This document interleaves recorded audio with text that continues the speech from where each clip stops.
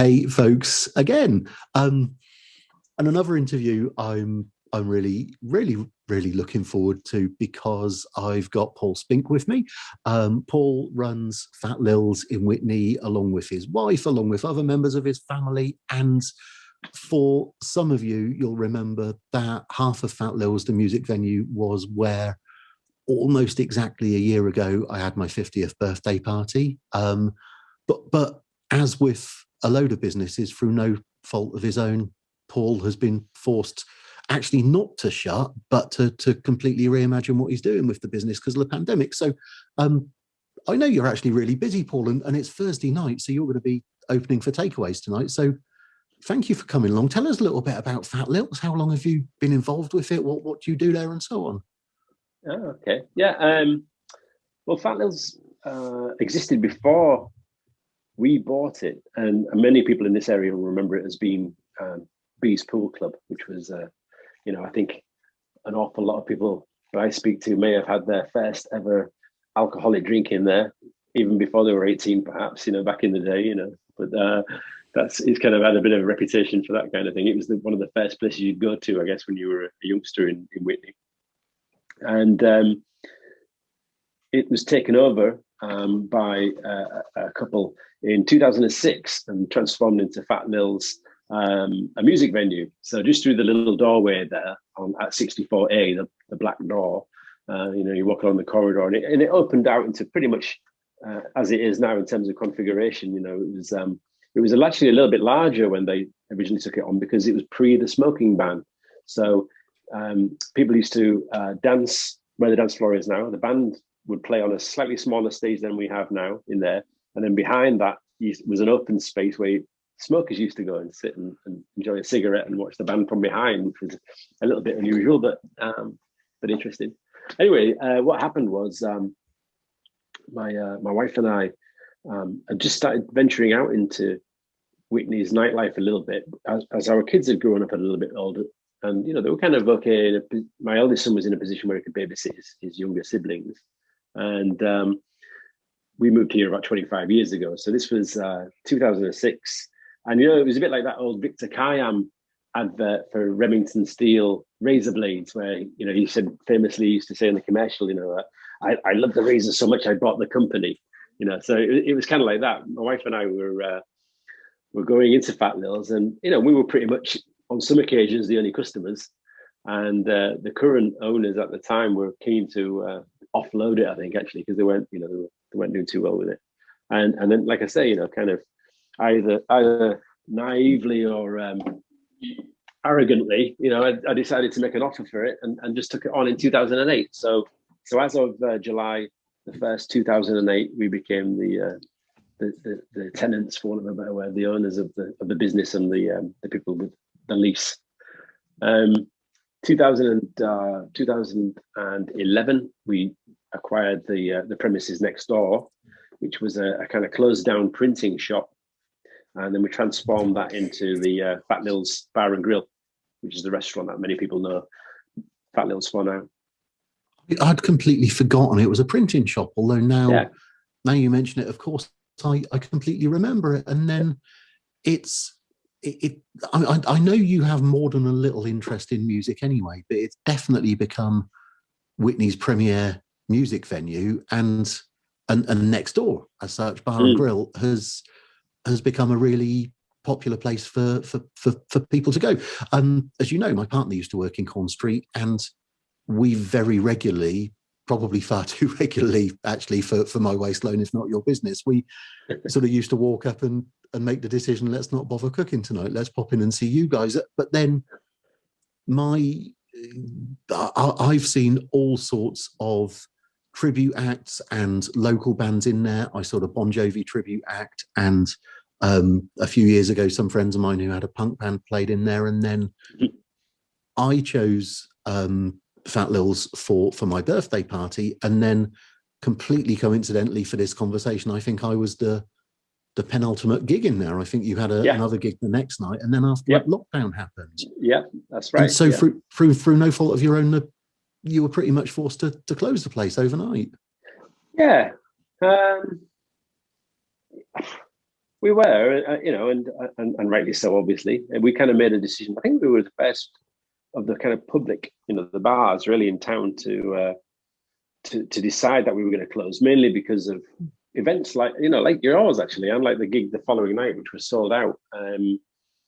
It was a small space for a couple of hundred people to be crammed into, and it would have felt irresponsible to hold on actually until we were forced to close. So we actually did make the decision to close a week or two earlier than the other bars were actually forced to close. But we weren't alone.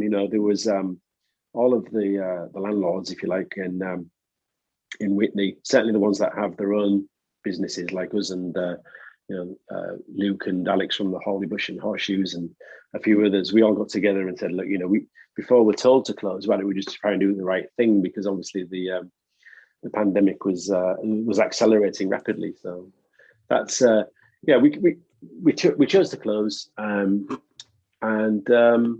it's been closed. Well, it hasn't been closed since. The music venue hasn't had any performances on as a music venue, but we needed to carry on paying the rent, believe it or not. So in other bars, I also have, I'm also lucky enough to have the Eagle Tavern just down the road. Yeah. And that's owned by Hook Norton Brewery, a small family-run business in Hook Norton. And they've got around about 26 pubs, and they've been fantastic in that. They've supported all of their tenants by not charging any rent for the actual business side of the premises, but only for the accommodation above, which has been amazing. So we haven't had that to worry about with the Eagle Tavern, but we do have to pay all the rent for Fat Lils.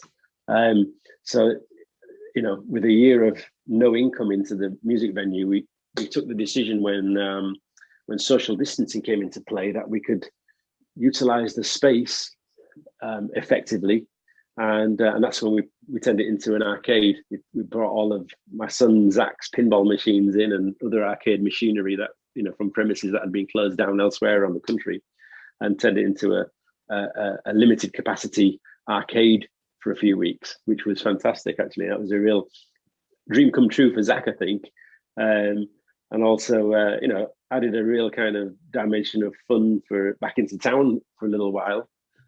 Where around about 16 people could come in and work their way around the arcade machines and the pinballs for an hour or two, and that was really pleasurable. And we took a lot of we didn't take any money at all from it. You imagine the electricity bill was probably bigger than the actual takings of money going into the slots, but the fun was we don't underestimate how much fun and pleasure it kind of brought to us, and probably a little bit of motivation and all the other things that we were looking for in a fairly dark time.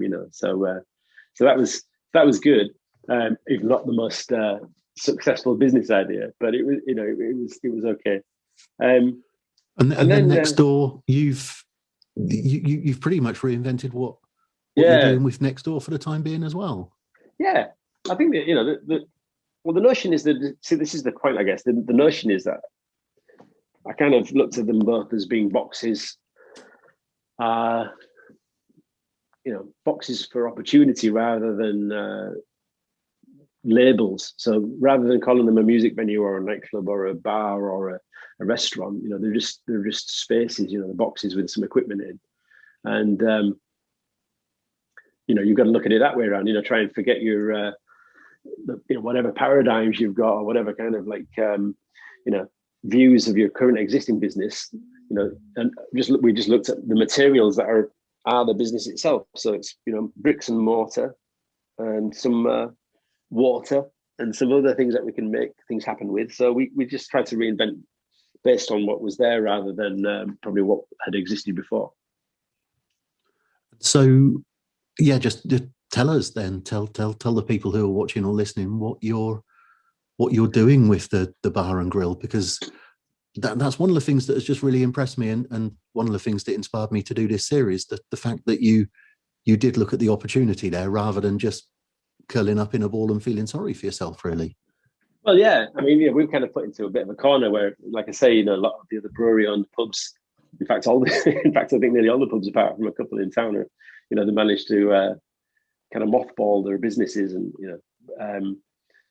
we haven't really we didn't really have that as an option, and also we're not really inclined to, I'm kind of like, I'm a bit of a workaholic, so the idea of not working is alien to me. But so what we did was like I say, we kind of looked at what space was there, and then said, okay, well, we could get in. Obviously, we had to look at the legislations or whatever was in place, and make sure we could do something with the guidelines. But we said, okay, well, at the peak of the lockdown, if you like, back in April, May of last year, what we said was, we have a couple of guys. One of them used to be one of our old employees. He'd gone off to a coffee roasters in Oxford called Roots Coffee. It was coffee we really loved, and he was he wasn't furloughed, because I don't think he was an employee. He was kind of working with them temporarily and what have you.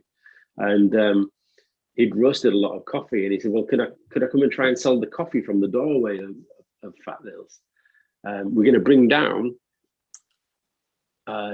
machinery, some coffee machinery, very good coffee machinery, that's normally used in festivals. So because obviously things like that normally work at things like Wilderness Festival in Cornbury and all these other kind of Oxfordshire and Berkshire kind of festivals, that machinery was redundant, and he brought that down to the shop, to Fat Lil's, and we put them up in the doorway. So we created this kind of like almost like a festival coffee.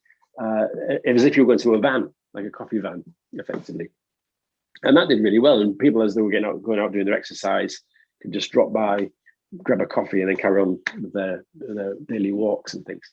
And that became a bit of a nice thing to go to in Witney, which we saw a lot of value in. And we did a deal with him where we said, look, we've still got to pay the rent on this place. We don't expect you to be able to do that at all. But what we'd like to do is sort of suggest to you that if you were in business for yourself and this was a successful coffee shop, typically you'd be looking at around about 10% of your net turnover to be going towards rent rates and all those kind of other costs. So we said, okay, if you take the tax off your sales and give us 10%, that 10% can then go towards our contribution towards the rent. So we struck that deal, which he was very happy with, or they were very happy with, and then that became like a kind of a bit of a model. And then as the year progressed and we were allowed to open again, we, rather than kicking them out, we thought, well, actually, we can utilize those services in times that we probably don't intend to be open, because we don't intend to be, if the place is there for 24/7, we don't intend to be there for 24/7.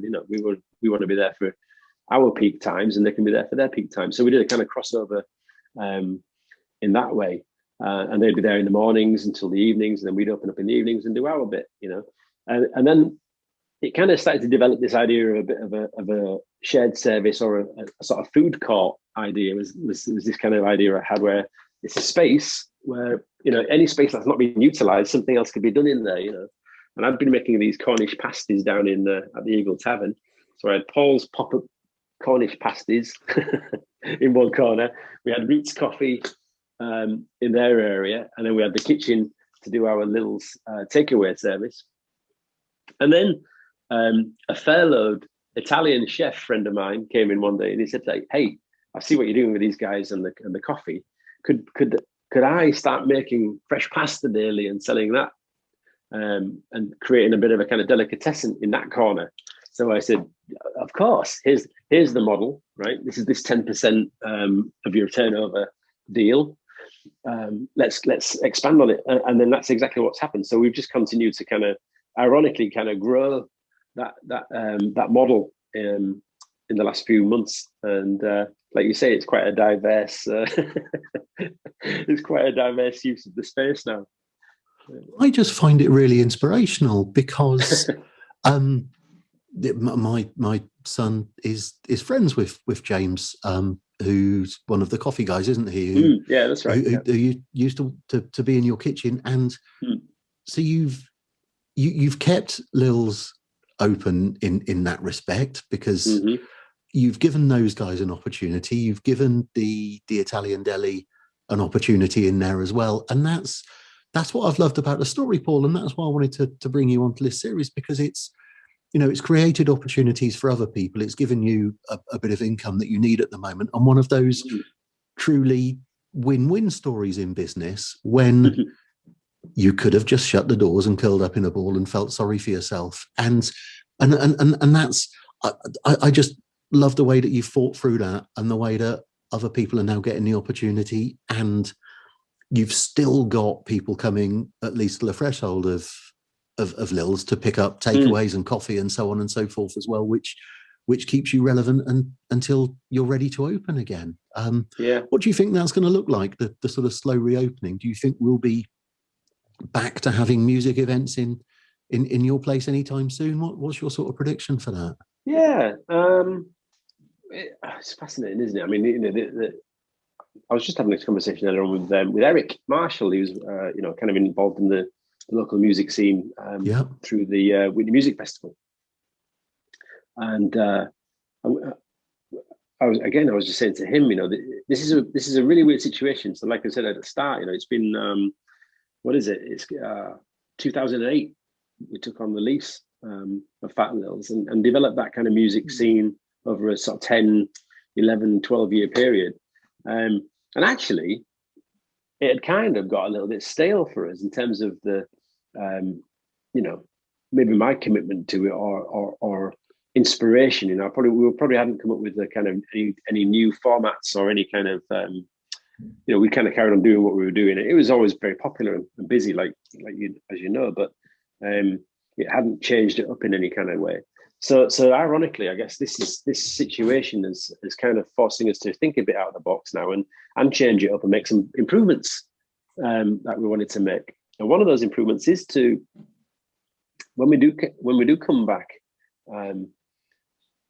sometime this year, which is hopefully going to be around about July, rather than it being, this might disappoint anybody or some people that might be watching this in the future, but rather than it being the I was never ashamed of it being a bit like CBGB's, kind of like a bit of a rock dive bar, right, in the music venue. I never had a problem with that, because it's kind of, that's my background, you know. I'm like 25, 30 years ago, 40 years ago, even, I was probably playing in places like that, you know. But so I have a kind of a soft spot for those kind of, you know, sticky floor, sweatbox venues, you know. But I am older than most of our clients now, and I'm probably maybe have some of those venues, even CBGB's doesn't exist anymore. Neither does the Marquee, and neither does you know, a few other of these other establishments that it's very similar to, and that might be part of the reason why, right? So one of the things that we are going to be doing is trying to make it a little bit more sophisticated, for want of a better word. Initially, that means probably having a slightly reduced capacity anyway. So rather than trying to squeeze 200 people in there to bounce next to each other and you know, and get sweaty, it might be a little bit more refined and a bit more you know, I don't know what the word is really, maybe a bit more cabaret kind of sophisticated really. So that gives us opportunity to look at the bookings, and we'd kind of been thinking this way for the last few months anyway, because we were working on the assumption that we wouldn't be able to reopen with just a you know, a rock venue where everybody stood next to each other. We assumed it might need to be table service, it might need to be, so obviously seated. We thought it would be you know, with some kind of level of social distancing involved, and we started to kind of formulate a plan for what the rest of this year could look like based on that, actually. So what we're thinking is going to happen now after the announcement on Monday is that, you know, we'll probably be able to open, fingers crossed, if everything goes well, very late June, early July. But we're already starting to book up things that might be, you know, orientated more towards not 200 people, but maybe, you know, somewhere up to 100 people initially, and, you know, a bit more spaced out. I think what's really interesting about that is that everyone else I've talked to has also used this period to to think about their business and where they want to go, me included. Yeah. It's very unlikely that I'll be charging around the country in the way that I used to. You know, I've talked to Adam Burgess, who you know, about his plans for the business, and Brad Burton about how their networking events will change over time. So it's been really exciting to me to talk to people who are being positive about what this means and using the time to think about things, and maybe using it as a line in the sand where we can actually reinvent as well. Yeah. If there is, because I'm going to put this on LinkedIn and other places, if there is an entrepreneur or business owner who, either because of the pandemic, or if they're listening in the future, some other crisis, who's been forced to slow down, shut down, have to rethink things again, what advice would you give them as someone who's had to go through it?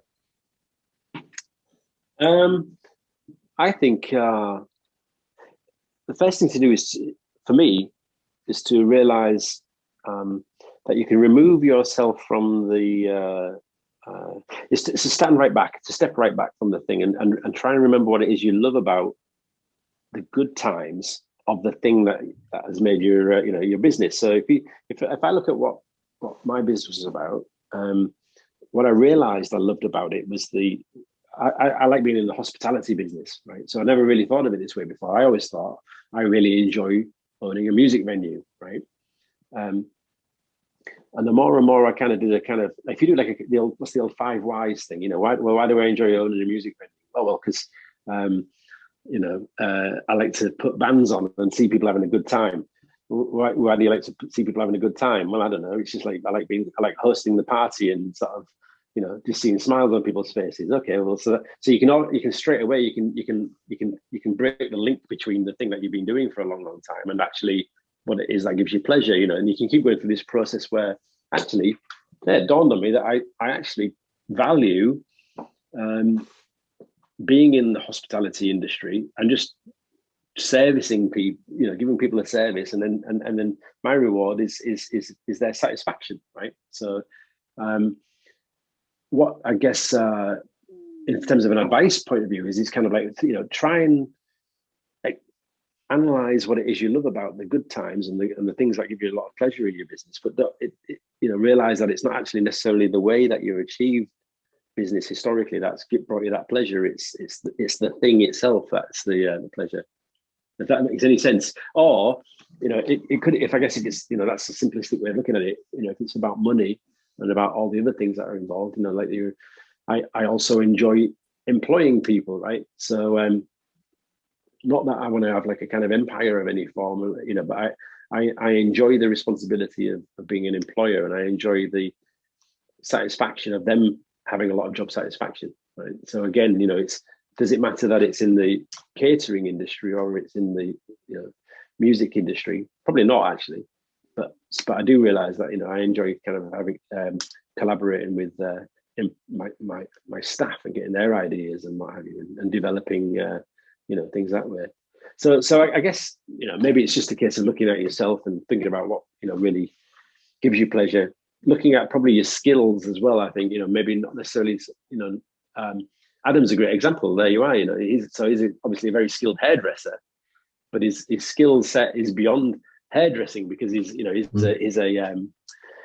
entrepreneurial anyway. But he's got he's a hairdresser, if you want to say this, that where you could go and have a great conversation with him, right? So he's a conversationalist as well as a hairdresser, isn't he?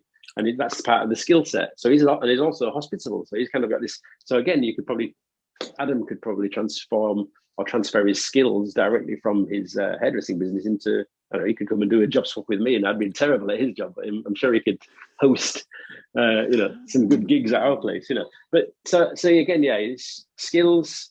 What really gives you pleasure, and then I guess the kind of making a business of that can come anyway. If you just like have look for other options, I suppose.